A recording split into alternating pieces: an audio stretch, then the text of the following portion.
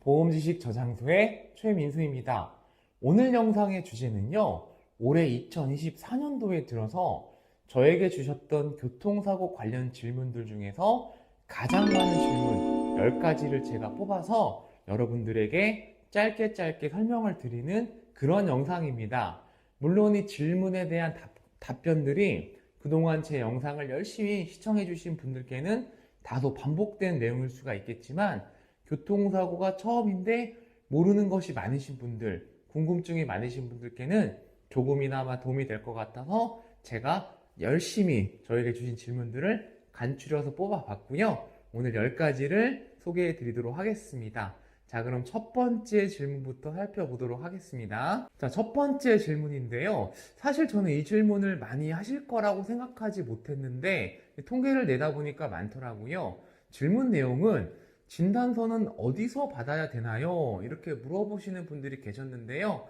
아마 이런 경우는 병원을 한 군데에 가신 게 아니라 사고가 좀 크게 나서 첫날에 응급실에 가셨다가 다음날 다른 병원에 잠깐 입원을 하셨다가 그랬다가 퇴원을 하시고 통원치료를 또 다른 병원으로 가시는 이런 분들께서 좀 질문을 많이 주신 것 같아요. 이 진단서라고 하는 것은 피해자분들이 여러분의 피해 사실을 증명하는 하나의 제 증명 서류가 되잖아요. 그러니까 보험회사에 내가 이번 교통사고로 얼마나 다쳤는지 증명을 하는 그런 서류이기 때문에 가장 여러분들이 치료를 적극적으로 많이 받으신 병원에서 제출을 하시는 게 가장 정확하다고 봅니다. 자, 그리고 두 번째 질문인데요. 병원을 옮겨도 지불 보증이 되나요? 이 말은 예를 들어 어떤 분이 A라는 병원에 다니고 계셨는데 B라는 병원으로 옮기게 되면 그 병원도 지불 보증 처리가 가능하냐 이렇게 물어보시는 건데요. 교통사고를 겪어보신 분들께는 어떻게 저런 걸 모를 수 있지? 이럴 수도 있는데 처음 겪어보시는 분들은 정말 모르실 수가 있어요. 이 질문에 대한 답은 여러분들이 대인 접수번호가 있을 겁니다. 문자를 확인해 보시면 가능할 텐데요. 그 접수번호를 가지고 어느 병원을 가셔도 원무과에 말씀을 하시면 원무과에서 해당 보험회사에 전화를 걸어서 지불보증서를 받습니다. 여러분들이 그 병원에 방문하시기 전에 먼저 담당자에게 방문하실 병원명을 알려주시고 지불보증서를 요청하셔도 되시고요.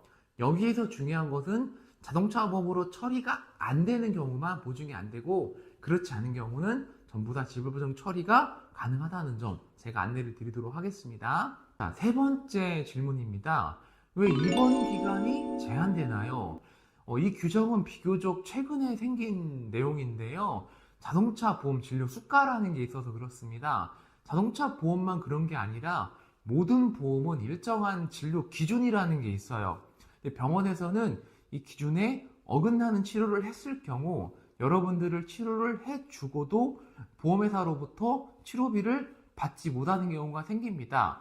여기서 많이 오해하시는 게 보험회사가 그런 치료비를 임의로 삭감하는 것이냐 이렇게 생각하실 수가 있는데 그것이 아니라 건강보험심사평가원이라는 기관에서 자동차 보험 환자를 치료해준 내용을 심사를 한 후에 그런 다음에 보험회사에 지급하라고 결정을 내려줍니다. 그렇기 때문에 보험회사가 삭감하는 것이 아니라 건강보험심사평가원이라는 기관에서 삭감당할 수도 있기 때문에 병원에서는 가급적이면 자동차 보험 진료 수가 기준을 지켜서 치료를 해주는 것입니다. 자, 네 번째 질문인데요.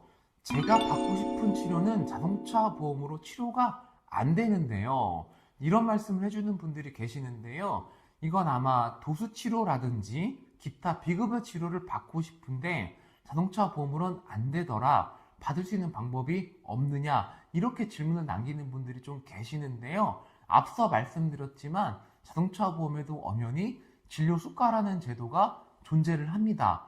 이 부분에 대해서는 피해자분께서는 좀 억울함을 느끼실 수가 있는데 배상 책임 사고 같은 경우는 특히 피해자는 가해자한테 무한 권리를 좀 누린다고 생각을 하셔서 그러신데요.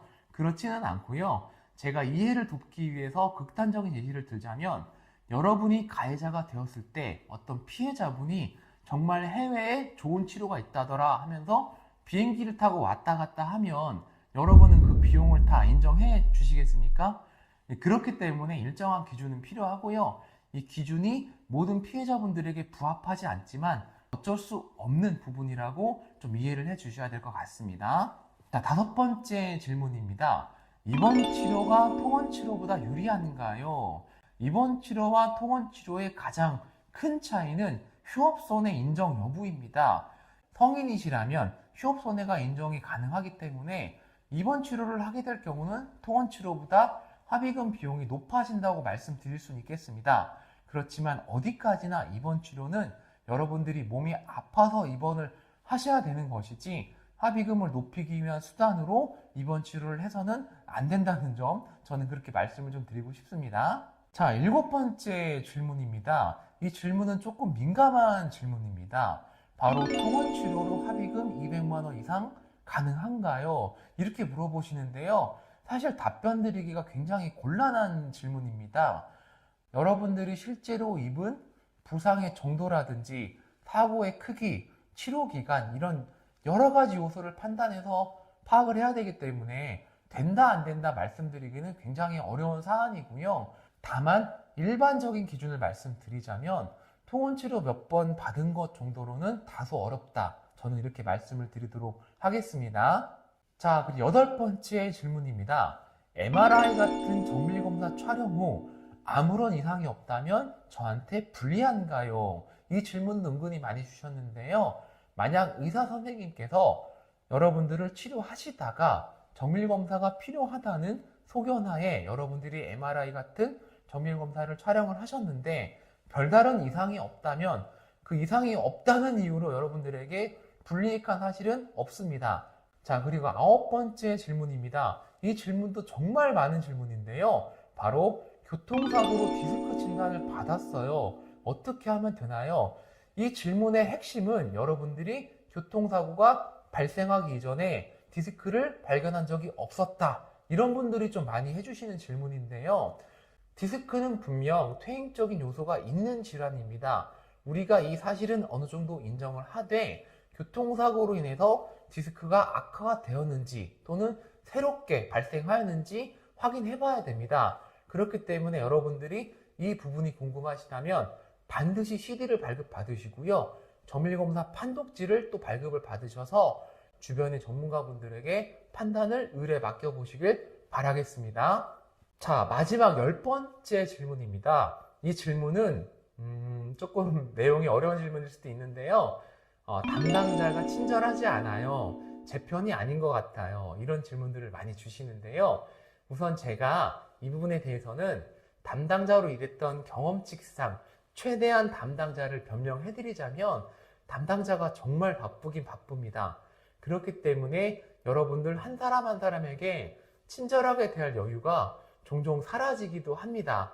그러나 이는 담당자의 입장일 뿐이고 피해자인 여러분들이 느끼시기에 담당자가 친절하지 않다면 여러분들은 얼마든지 항의하실 권리는 가지고 계십니다. 그러나 담당자에게 왜 나에게 친절하지 않느냐 이런 불만을 제기하시는 것보다는 여러분들의 곁에서 여러분들의 이야기를 잘 들어주고 상담해 주실 수 있는 그런 전문가를 찾아서 상담을 하시는 게 조금 더 바람직하고 편한 길이 아닐까 저는 그렇게 생각합니다. 자, 오늘은 이렇게 해서 제가 교통사고 질문 중에 가장 많은 질문 10가지를 뽑아서 짧게 답변을 좀 드려봤는데요. 이 영상이 여러분들에게 부디 조금이라도 도움이 됐으면 하는 바람입니다. 자, 저는 다음번에는 조금 더 유익하고 좋은 영상으로 찾아뵙도록 하겠습니다. 시청해 주셔서 대단히 감사합니다.